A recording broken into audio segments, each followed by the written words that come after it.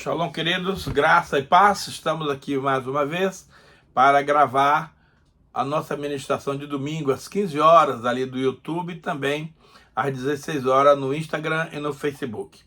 Essa semana nós vamos falar sobre um assunto muito interessante que é discipulado, a essência do discipulado. Vamos ter inicialmente uma palavra de oração para a gente estar seguro de que Deus estará no comando dessa ministração. Senhor Deus e Pai, muito obrigado, Senhor, pelo privilégio que o Senhor nos concede de ministrar a Tua Santa Palavra para o Teu povo. Sabemos, Senhor, das responsabilidades e da seriedade do assunto. Para tanto, eu sei que de mim mesmo eu não tenho nada para dar para este povo. Porém, o Senhor pode me ungir, me capacitar para que essa palavra que eu vou ministrar aqui, ela seja viva e eficaz. E ela possa realizar os propósitos para os quais ela se propõe. Então conceda, Pai, para mim uma unção específica do Espírito Santo para que eu possa pregar com ousadia, com sabedoria e com conhecimento.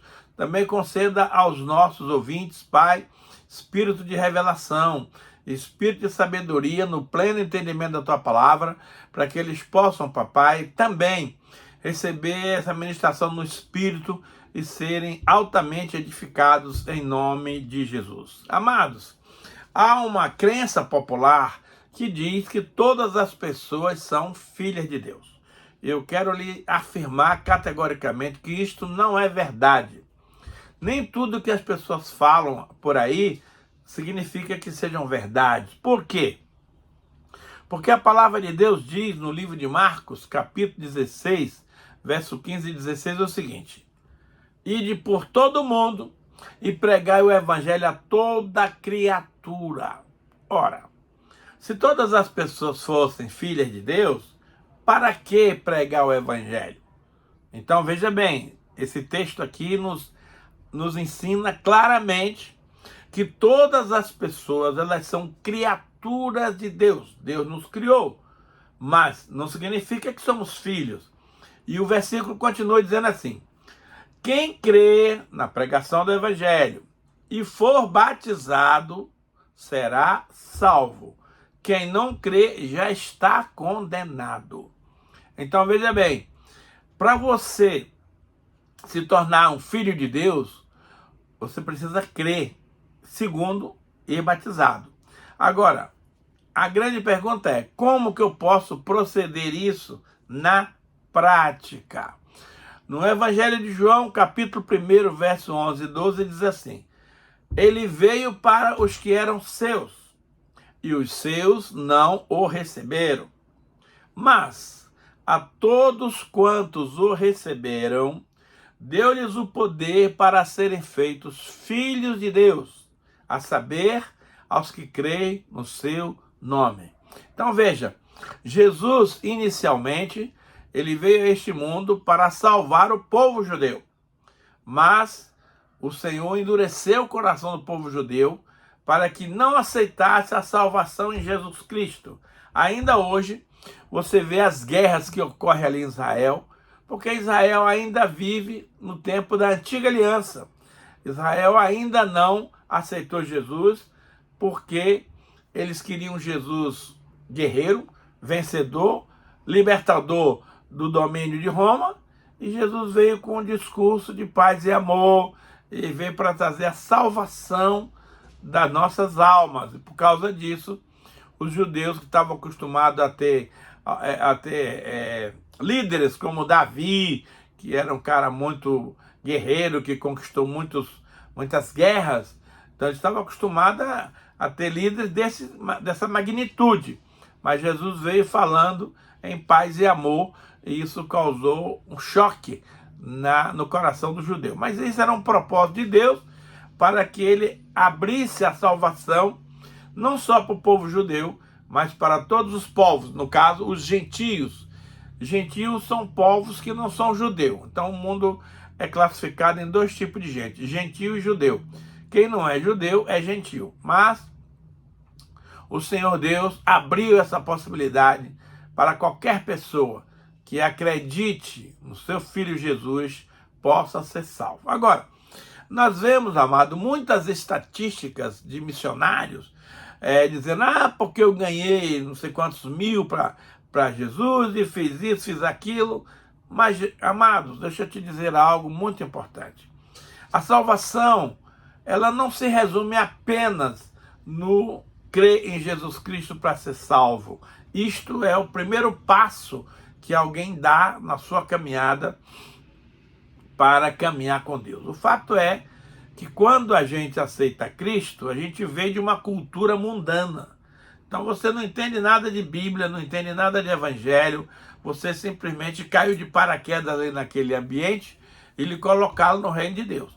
Aí você precisa desenvolver toda uma cultura, todo um ensinamento, todo um aprendizado para viver como cidadão do reino de Deus. E aí entra um capítulo muito importante da Bíblia chamada discipulado.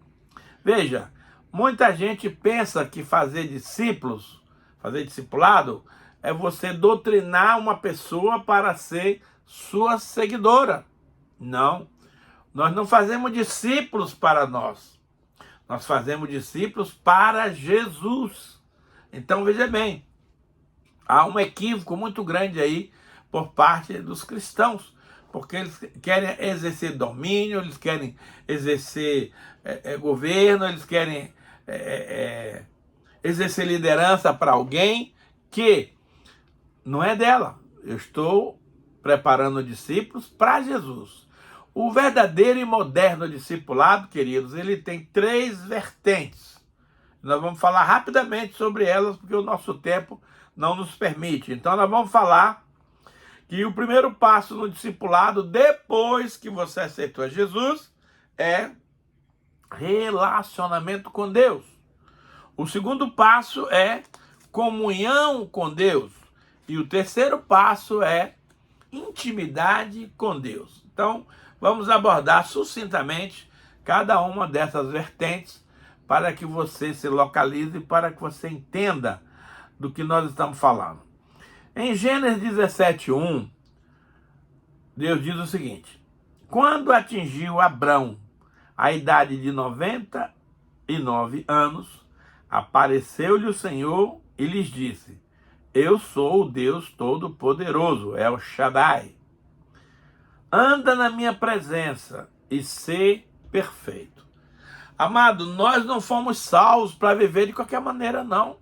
Eu fico sinceramente indignado quando vejo crentes, pessoas que se dizem evangélicas, vivendo uma vida tempestuosa, uma vida desregrada, uma vida pecaminosa. Amado, não tem nada a ver.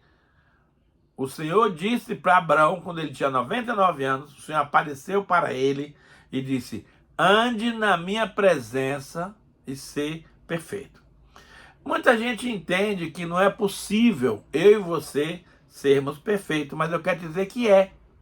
Porque o mesmo Espírito Santo que habitava em Jesus para fazer dele um homem santo, que ele já era, habita hoje em você e em mim. Agora, veja bem, meu amado, você só tem uma única maneira de ser um homem ou uma mulher perfeitos: se você andar na presença de Deus. Isso aqui faz toda uma diferença. Não tente ser perfeito apenas com conhecimento bíblico. Isso ajuda, mas não é tudo. Não tenta ser perfeito querendo ser um fariseu. Não adianta. A palavra é clara. Anda na minha presença. Significa oração, adoração, estudo da palavra, comunhão com os irmãos, participar dos cultos, das reuniões, estar na presença de Deus. Aí, se você conseguir andar na presença de Deus, você será uma pessoa perfeita, como Ele quer que eu e você sejamos. Vamos ver um outro texto que fala também sobre isso. Ele diz assim, Gênesis 24:40. E ele me disse: o Senhor, em cuja presença eu ando, enviará contigo o seu anjo, e levará a bom termo a tua jornada, para que da minha família e da casa do meu pai tome esposa para o meu filho. Meus amados, que missão espinhosa o nosso amigo Eliezer recebeu da parte de Abraão. Abraão morava numa terra de pagãos e ele não queria jamais que seu filho Isaque se casasse com qualquer daquelas moças ali da região. Então o que é que ele faz? Ele pega o seu servo mais fiel, chamado Eliezer, e diz: olha, vai lá na casa dos meus parentes e escolha uma esposa para o meu filho. Amado, como é que esse Eliezer vai escolher uma esposa para o Isaque? É uma coisa de doido, você não acha? Mas Abraão não está confiando apenas no Eliezer. Ele está confiando no Deus em cuja presença ele anda. Então ele diz: ó, o Senhor enviará o seu anjo contigo e mostrará aquela que será a esposa de meu filho. Essa é uma das histórias mais lindas da Bíblia, porque o Eliezer levou 10 camelos carregados de ouro, prata, presentes. Lá chegando, ele parou antes da casa dos parentes do Labão e ele disse assim: bom, aquela moça que vier trazer água para os meus camelos beber, olha que situação, essa será a esposa do meu senhor. E exatamente aconteceu isso. Ele chegou lá no poço e a moça correu e tirou água lá do poço e ofereceu água para os cavalos de Eliezer. Então ele entendeu que aquela era uma moça muito linda, muito prendada. Ele entendeu que aquela seria a esposa para o seu patrão, para o seu chefe Isaque. E assim aconteceu. Você vê que coisa extraordinária, né? O Deus em cuja presença eu ando. Vê que no versículo anterior, o Senhor disse: ande na minha presença e ser perfeito. Ele aqui reafirma que ele estava andando na presença de Deus. E com certeza o Senhor enviará o seu anjo e levará a bom termo a sua jornada. E foi, meus amados, exatamente o que aconteceu naquela situação. Temos uma outra palavra também muito forte. É no Provérbios 16:11, diz assim: tu me farás ver os caminhos da vida. Na tua presença há plenitude de alegria, e na tua destra delícias perpetuamente. Olha só, meus amados. Tu me farás ver os caminhos da vida. É Deus quem vai nos mostrar os caminhos da vida, porque nós não sabemos qual o caminho que devemos seguir. E ele continua: na tua presença. Gente, que coisa extraordinária é eu e você estarmos na presença de Deus. Na sua presença, a plenitude de alegria, e na sua destra, delícias perpetuamente. Em Colossenses 2, 20 a 23, diz assim: se morrestes com Cristo para os rudimentos do mundo, por que, como se vivesseis no mundo, vos sujeitais à ordenança? Não manuseie isso, não proves aquilo, não toque naquilo outro, segundo os preceitos e doutrina dos homens. Pois que todas essas coisas com uso se destroem. Tais coisas com efeito têm aparência de sabedoria, como culto de si mesmo e falsa humildade e rigor ascético. Contudo, todavia não tem valor algum contra a sensualidade.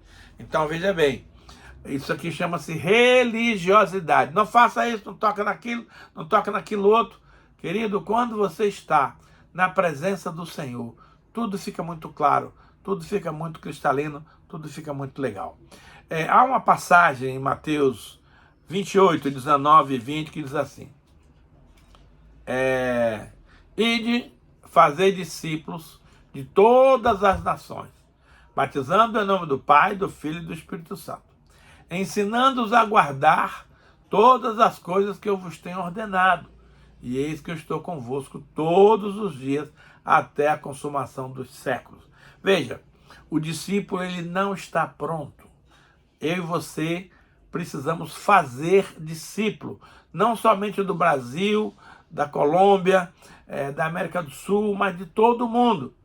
E o primeiro passo para você fazer um discípulo é batizar, que é aquela segunda parte lá de Marcos. Quem crê e for batizado. Então, depois que você creu e foi batizado, aí começa uma fase nova chamada discipulado. Esse discipulado implica, irmãos, em ensinar todas as coisas que eu vos tenho ordenado. E aí, querido, vem uma promessa espetacular. E eis que eu estou convosco todos os dias até a consumação dos séculos. No passado, nós tínhamos uma série de regras e obrigações para viver em santidade, mas isso não resolveu a situação dos cristãos. Deus está procurando pessoas que o adorem em espírito e em verdade, e não um falso culto de aparência cuja boca louva ao Senhor, mas o coração está longe de Deus. Deus está à procura daqueles que amam de verdade e obedecem aos seus mandamentos por amor e por querer agradá-lo. Quando Abraão completou 99 anos, Deus apareceu para ele e disse: Eu sou El Shaddai, o Deus Todo-Poderoso. Ande na minha presença e ser perfeito. Não tem como você estar na presença de Deus e viver no pecado. Precisamos de um coração limpo e puro para andar na presença de Deus. Quando Abraão mandou o Damasceno Eliezer buscar uma noiva para o seu filho Isaque, ele disse: O Deus em cuja presença eu ando será com você, e eu e você podemos dizer isso sobre Deus. Aí é uma questão de opção, né?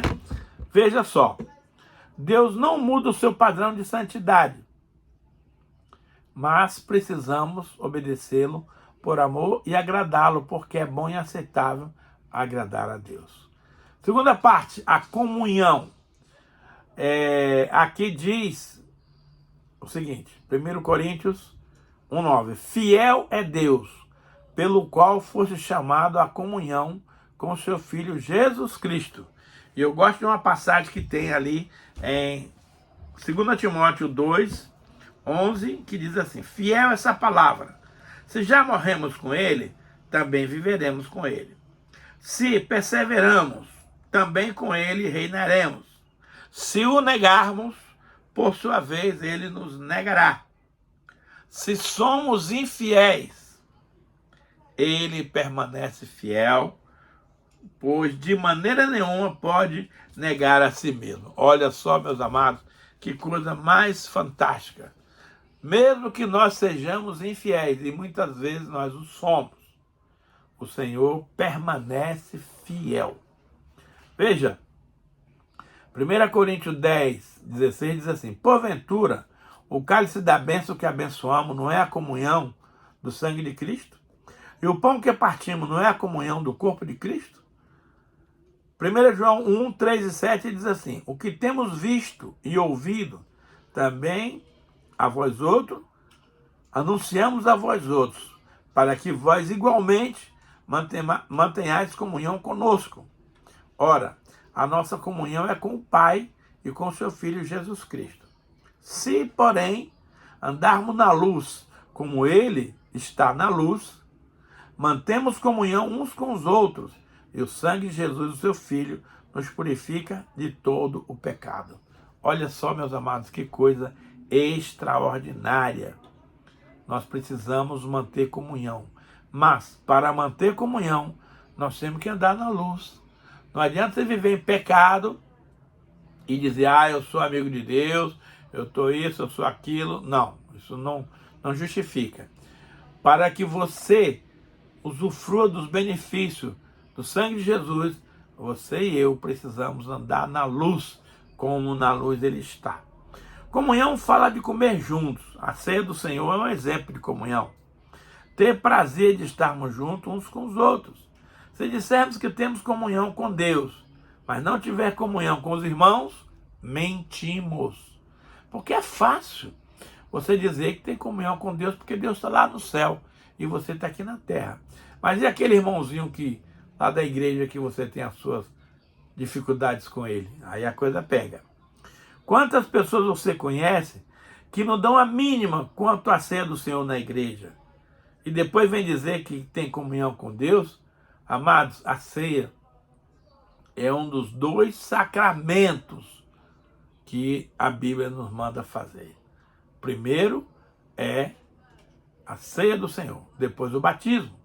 Então isso aí não é sugestão para, se você quiser, se você achar que deve, não.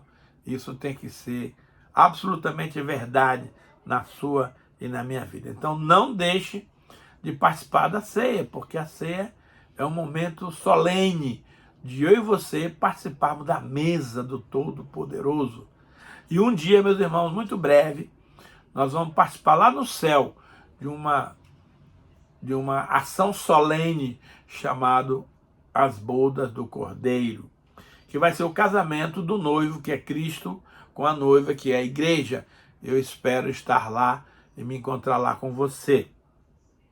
Precisamos deixar de mentir para nós mesmos, para os nossos líderes e principalmente para Deus.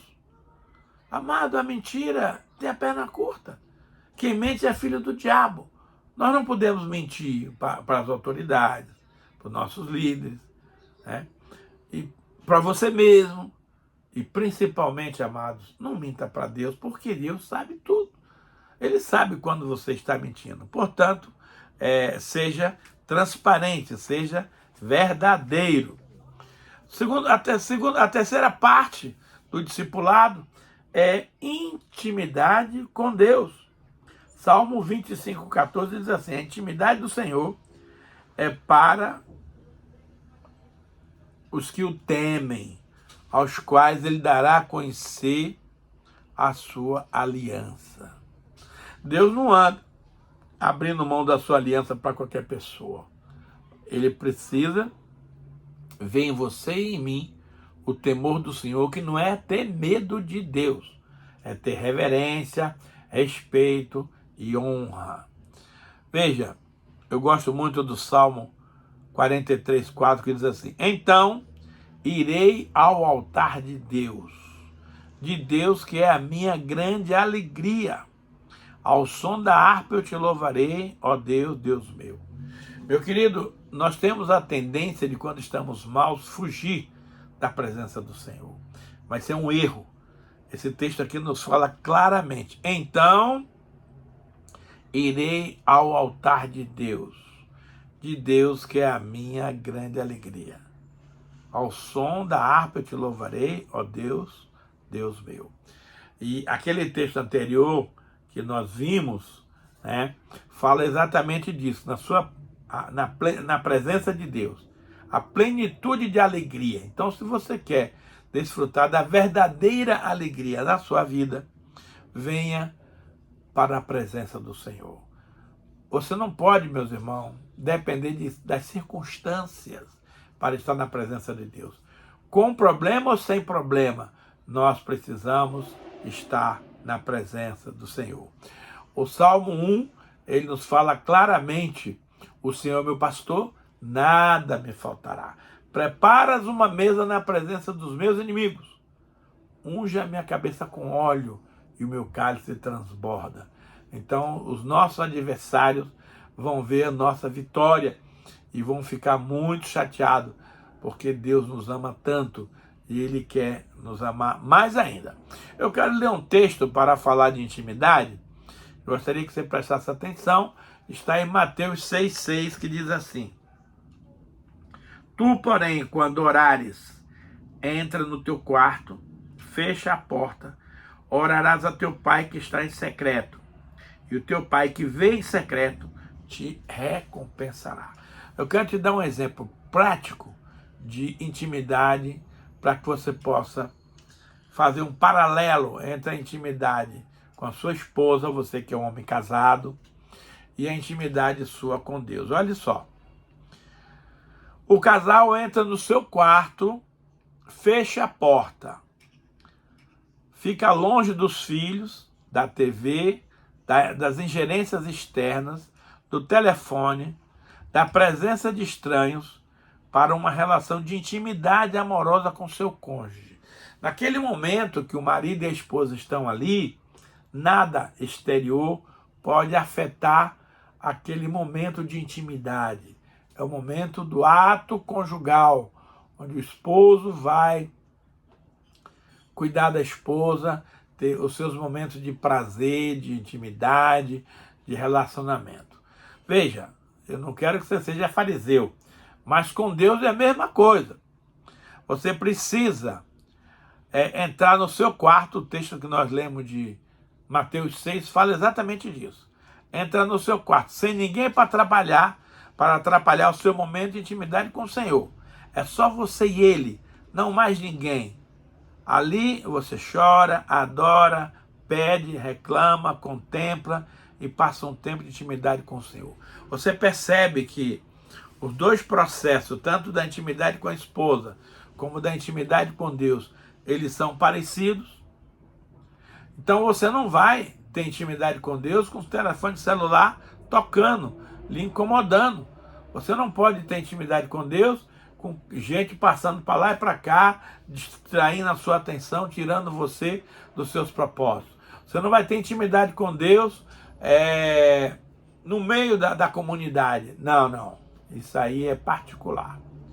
Entra no seu quarto, fecha a sua porta, ore a Deus em secreto, porque Ele te vê em secreto e Ele ali vai responder as tuas causas, vai dar solução dos seus problemas. E ainda a Bíblia adverte uma coisa: quando fores orar, não useis de vãs repetições, achando que pelo muito falar, Deus vai lhe ouvir.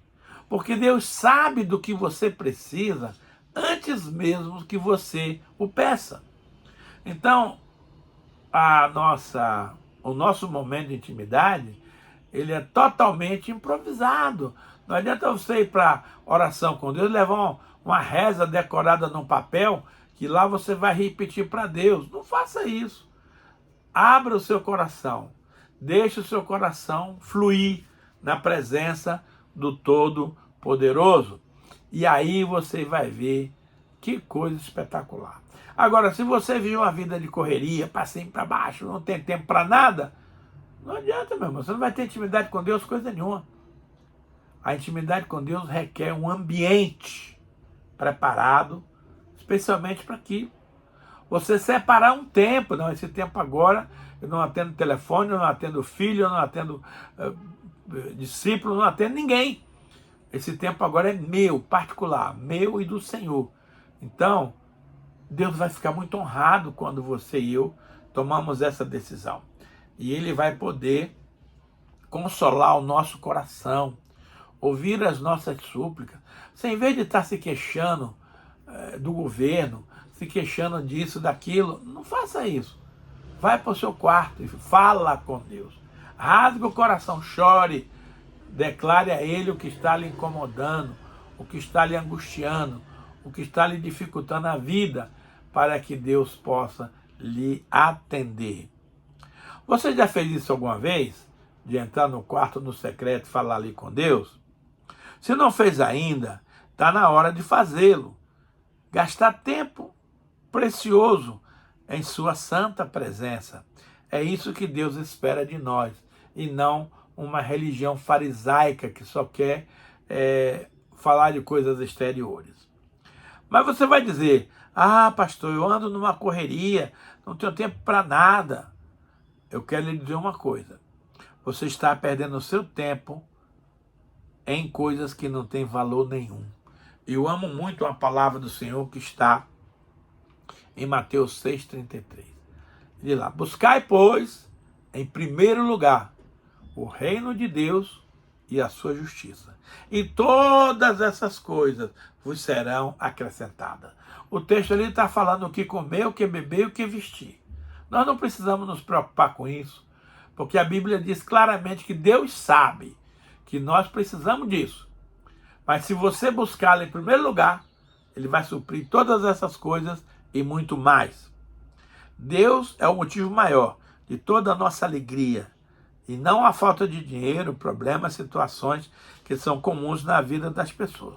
Mas é Deus quem vai trazer a solução para todos os nossos problemas. Vamos orar. Obrigado, Senhor, por essa palavra. naquilo que eu não fui capaz de falar, Senhor, que o Espírito Santo complete a obra no coração daqueles que nos ouvem. Abençoa, Pai, cada um dos nossos ouvintes. E a Ti te damos honras, glórias e louvores. Em nome de Jesus. Amém.